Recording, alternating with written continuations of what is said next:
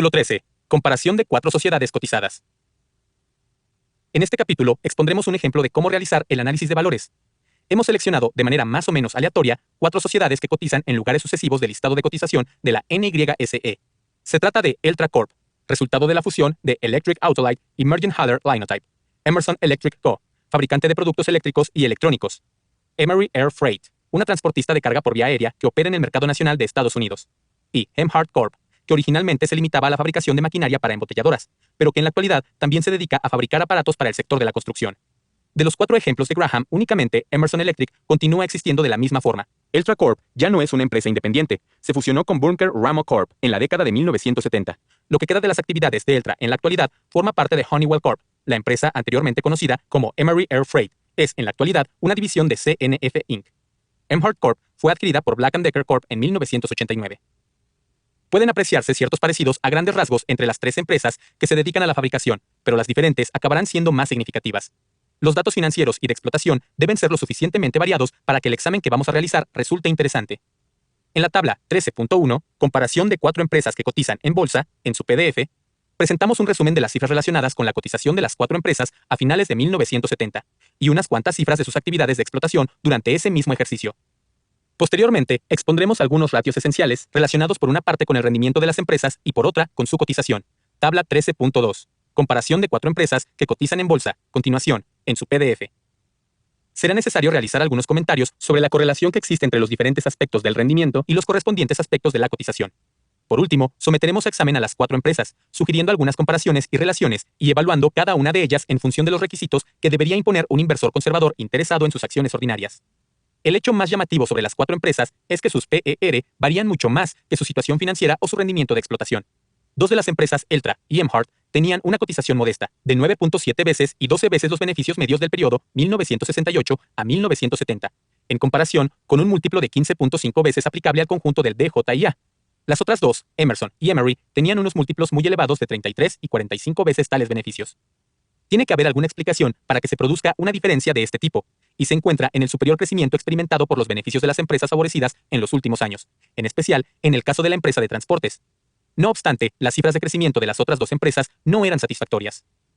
Para poder ofrecer un tratamiento más exhaustivo, revisemos brevemente los principales elementos del rendimiento tal y como aparecen en nuestras cifras. 1. Rentabilidad. A. Todas las empresas tienen unos beneficios satisfactorios sobre su valor contable, pero las cifras correspondientes a Emerson y a Emery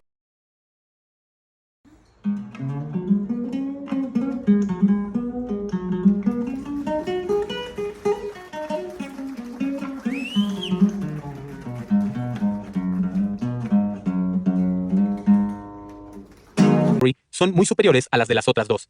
Frecuentemente, junto a una elevada tasa de rendimiento sobre el capital invertido, suele darse una elevada tasa de crecimiento anual de los beneficios por acción. Esta medición se recoge en la línea neto por acción, valor contable, de la tabla 13.2, que mide los ingresos netos de las empresas en forma de porcentaje de su valor contable tangible. Todas las empresas, salvo Emery, arrojaron mejores beneficios sobre el valor contable en 1969 que en 1961. Sin embargo, en el caso de Emery, las cifras fueron extraordinariamente elevadas en ambos casos. B. En el caso de las empresas manufactureras, la cifra de beneficio por dólar de ventas suele emplearse como indicativo de fortaleza o debilidad comparativa. En este caso, utilizaremos la relación entre ingresos de explotación y ventas, tal y como se recoge en los informes sobre acciones cotizadas de Standard & Poor's. En este terreno, una vez más, los resultados son satisfactorios para las 4 empresas, siendo especialmente impresionantes los obtenidos por Emerson. Los cambios entre 1961 y 1969 varían en gran medida de una empresa a otra. 2. Estabilidad. La medimos en función del máximo declive del beneficio por acción en cualquiera de los 10 últimos años, en comparación con la media de los 3 años precedentes. Ningún declive se traduce en una estabilidad del 100%, y esto quedó registrado en el caso de las 2 empresas más populares. Sin embargo, las reducciones de Eltra y de Emhart fueron relativamente moderadas en el deficiente ejercicio de 1970, ya que ascendieron únicamente al 8% en cada uno de los casos, atendiendo a nuestra medición, en comparación con el 7% correspondiente al DJIA. 3. Crecimiento. Las 2 empresas con multiplicador reducido ofrecían unas tasas de crecimiento bastante satisfactorias, y en ambos casos conseguían mejores resultados que el grupo del Dow Jones. Las cifras de Eltra resultan especialmente impresionantes si se comparan con su reducido ratio precio-beneficio.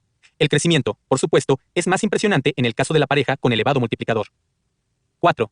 Situación financiera.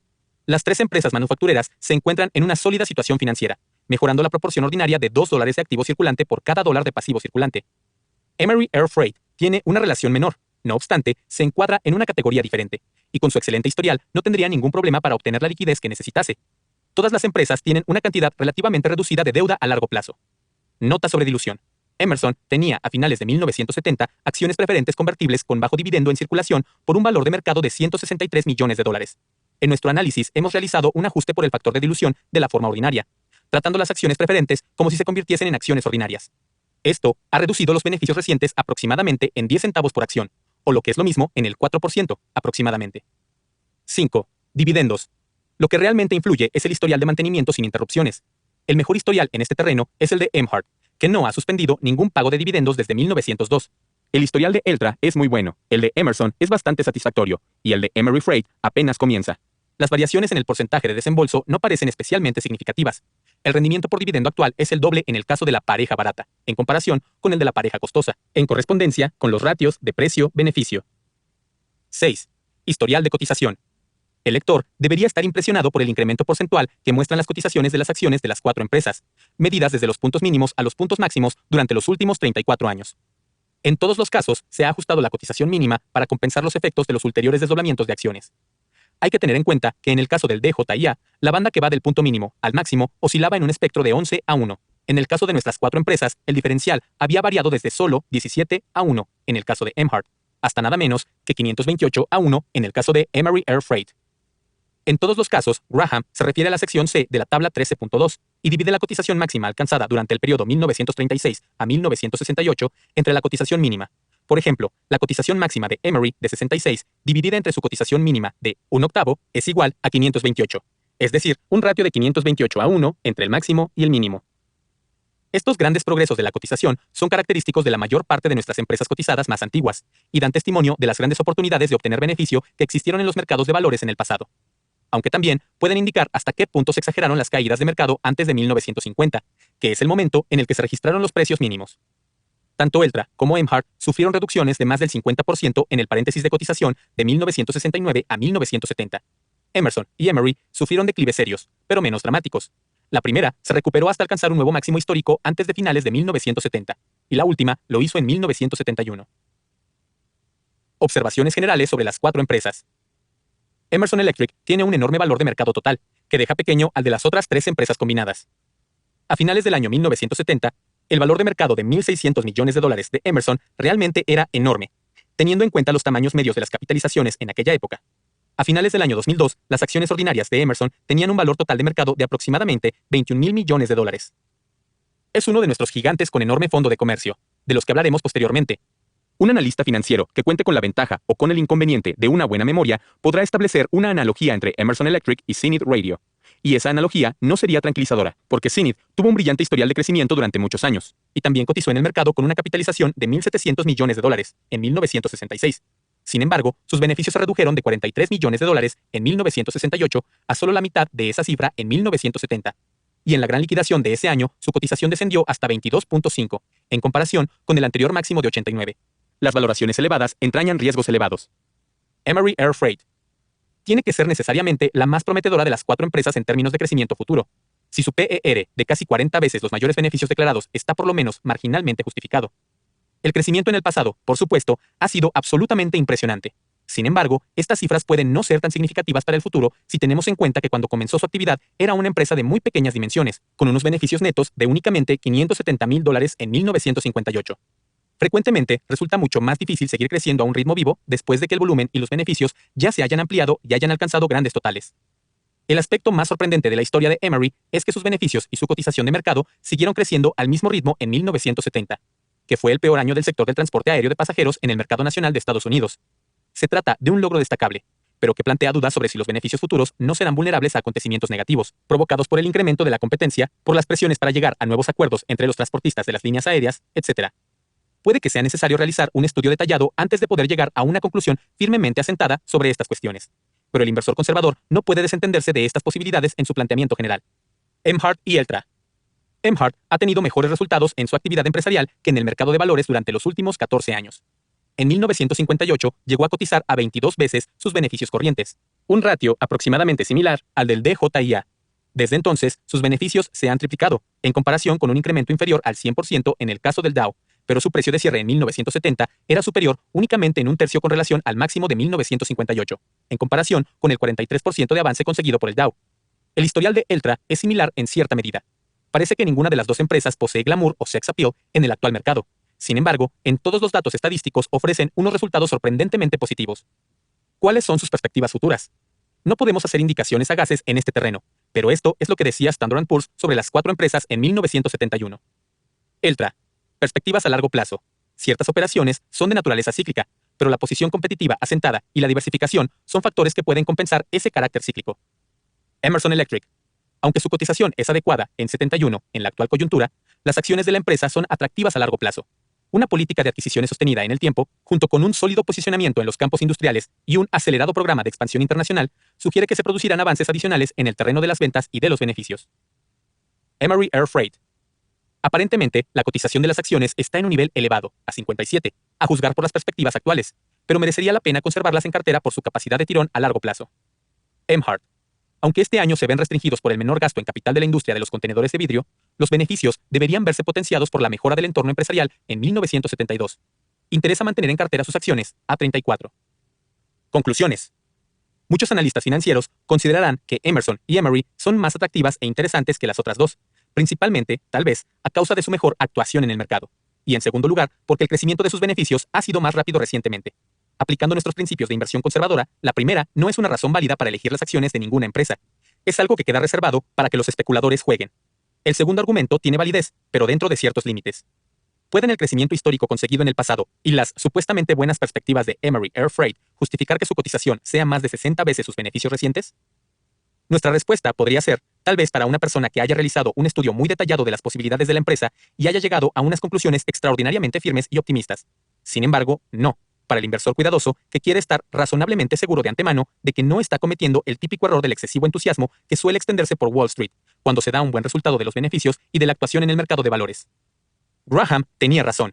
Entre las 50 fantásticas acciones que estaban más de moda y más valoradas en 1972, Emery fue de las que peor porvenir tuvo. El número de 1 de marzo de 1982 de Forbes afirmaba que, desde 1972, Emery había perdido un 72.8% de su valor tras descontar la inflación. A finales de 1974, según los investigadores de inversión del Luthold Group de Minneapolis, las acciones de Emery ya habían caído un 58% y su ratio precio-beneficios se había desplomado, de 64 a solo 15. El exuberante entusiasmo contra el que Graham había advertido quedaba de nuevo a la vista tras un breve periodo de tiempo.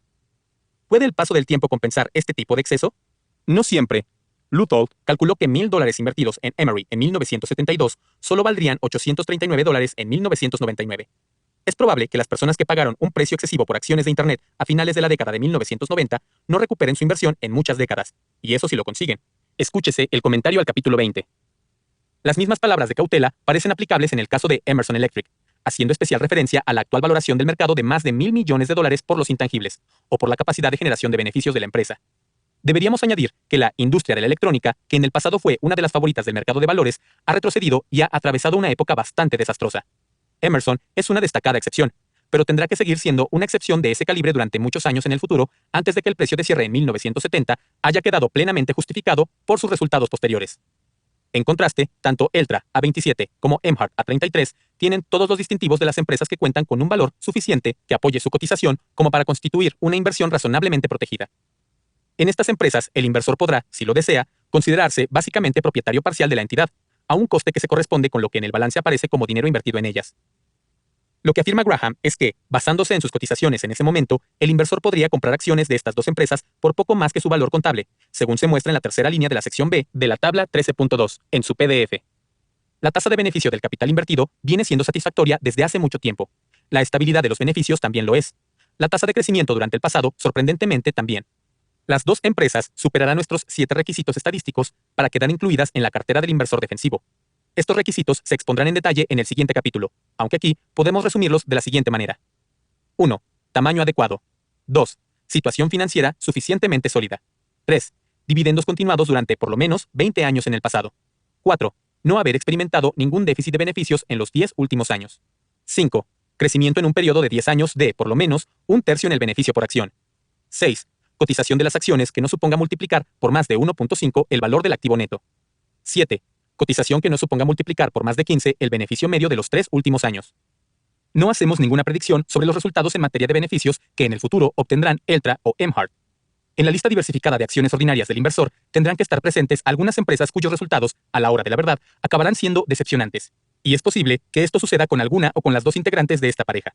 Sin embargo, la propia lista diversificada, basada en los anteriores principios de selección, en combinación con cualesquiera otros criterios sensatos que el inversor desea aplicar, debería obtener unos resultados suficientemente satisfactorios a lo largo del tiempo. Por lo menos, eso es lo que indica una prolongada experiencia. Una última salvedad. Un analista de valores experto, aunque haya aceptado nuestro razonamiento general sobre estas 4 empresas, tendría que dudar a la hora de recomendar a un inversor que tuviese en cartera acciones de Emerson o Emery, que cambiase sus acciones por las de Eltra o Emhart a finales de 1970, salvo que el inversor comprendiese claramente los conceptos en los que se apoya esta recomendación. No hay ningún motivo para esperar que en cualquier periodo breve de tiempo la pareja con el multiplicador más bajo vaya a conseguir mejores resultados que la pareja con los multiplicadores más elevados. Esta última pareja estaba bien considerada en el mercado y, por lo tanto, gozaba de una considerable inercia que la impulsaba y que podría mantenerse durante un periodo indefinido. Los motivos correctos para preferir a Eltra y Emhart frente a Emerson y Emery serían que el cliente hubiese llegado a la conclusión razonada de que prefería unas inversiones basadas en el valor en lugar de unas inversiones basadas en el glamour. Por lo tanto, en una medida importante, la política de inversión en acciones ordinarias tiene que apoyarse en la actitud del inversor individual. Esta idea se aborda más extensamente en nuestro siguiente capítulo. Comentario al capítulo 13. Hola, buen día. Primero que nada, gracias por estar viendo este video, por tu tiempo, esta video presentación. Mi nombre es Isaac Vadillo, asesor financiero con 10 años de carrera bancaria.